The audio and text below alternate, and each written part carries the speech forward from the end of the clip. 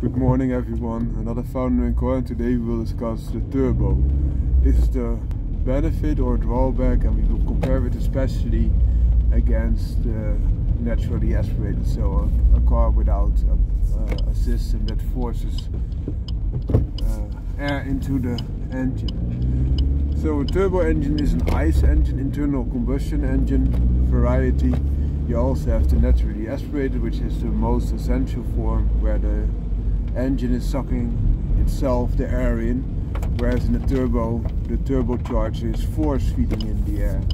Another way to force feed in the air is by means of a supercharger, and the difference very briefly between the supercharger and a turbo is that the supercharger is propelled by the engine, and the turbo is propelled by the exhaust gases of the engine.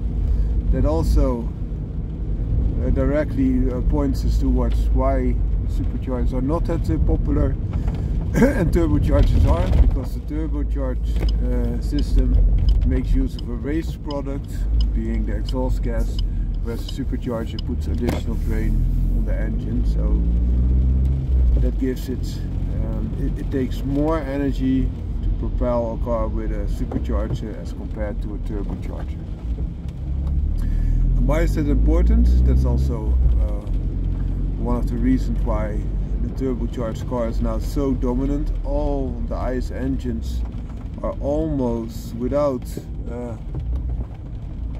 exemption going towards the turbocharged way. And why is that? Because they can have additional efficiency. So a smaller engine is able to give sufficient cooling power and strength to propel a car, and cars are getting heavier.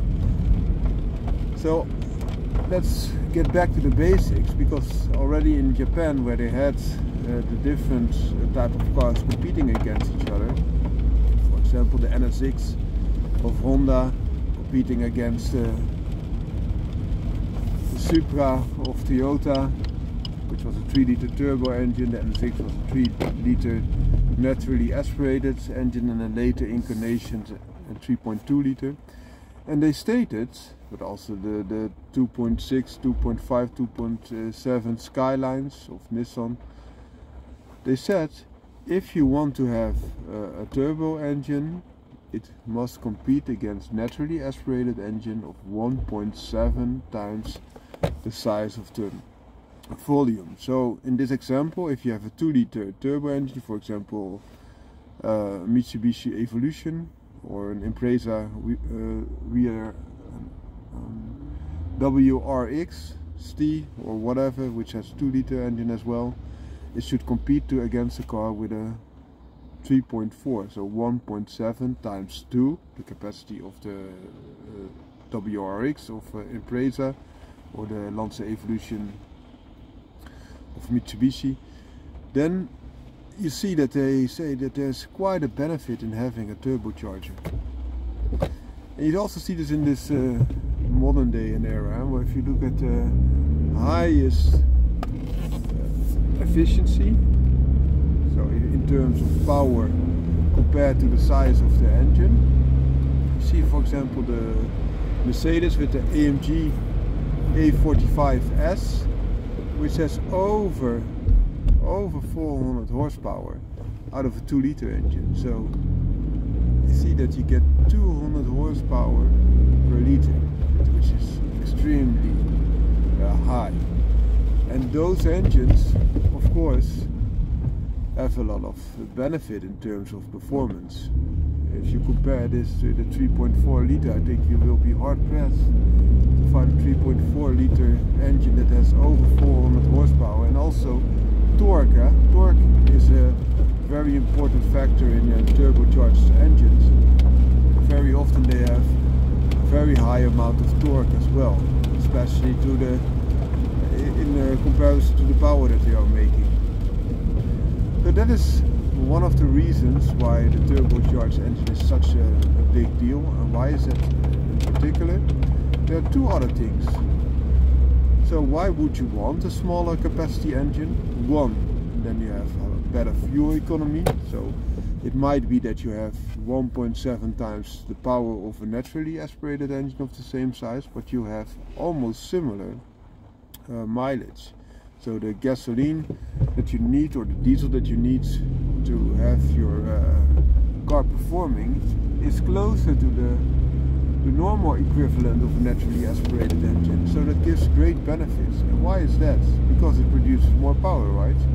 Yes, it produces more power, but often only at a higher rev range.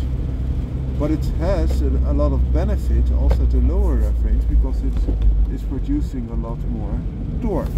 And the torque is needed to get your car going, so you can stay in a lower gear and still have a good performing mechanism. Whereas the torque in a naturally aspirated engine is often found a lot higher in the rev range, in which the car operates a lot less efficient. So that's a factor.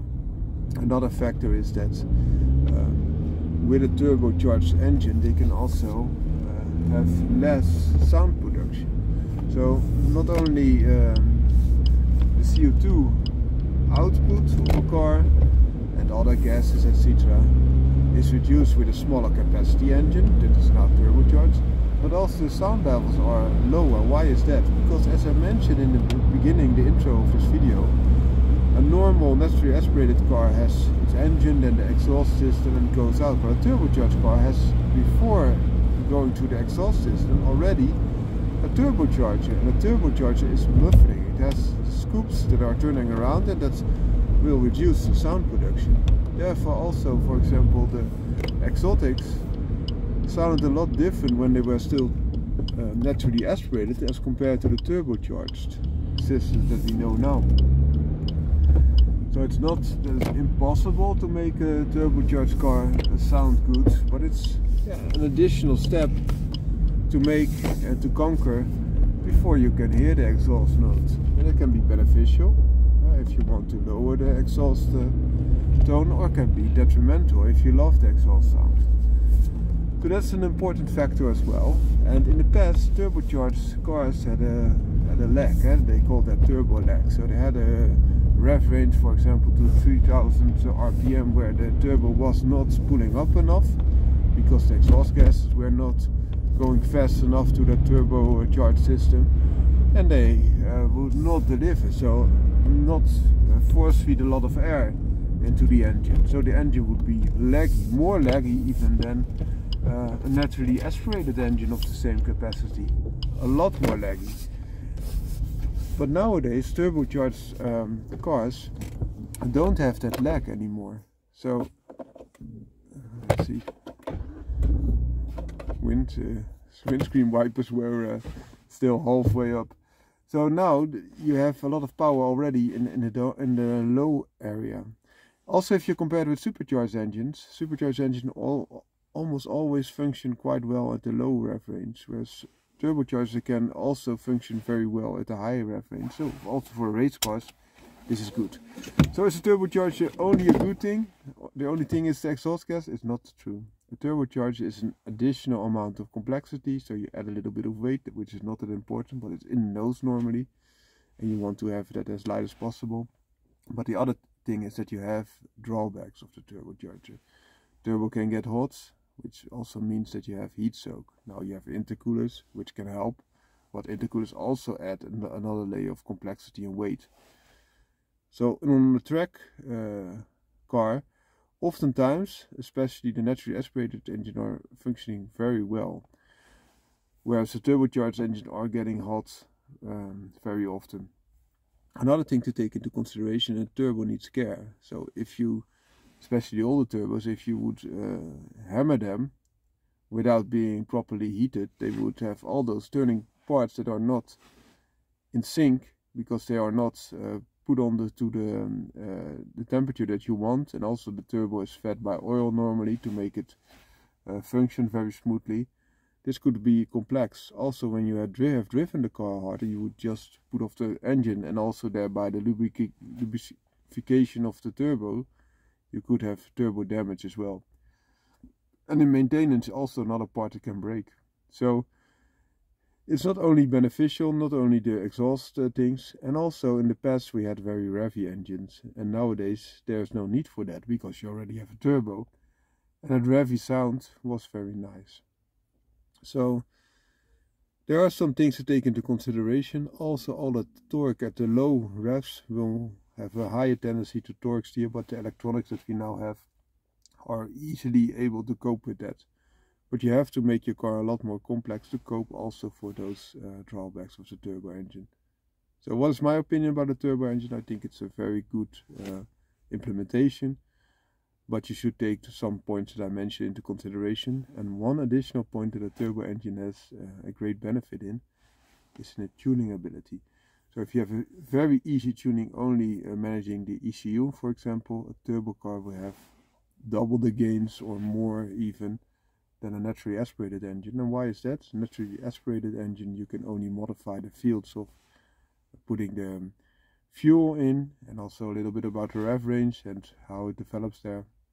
You can do the same with a turbocharged engine, but you can also alter the fields of how strong the turbo is pressing in the air, and thereby also modifying the air, not only the fuel but also the air, and thereby have a greater effect, a far greater effect.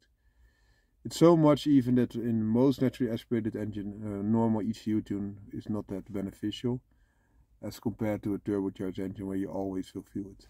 Found my car, out. Hope you enjoyed this video. Bye bye.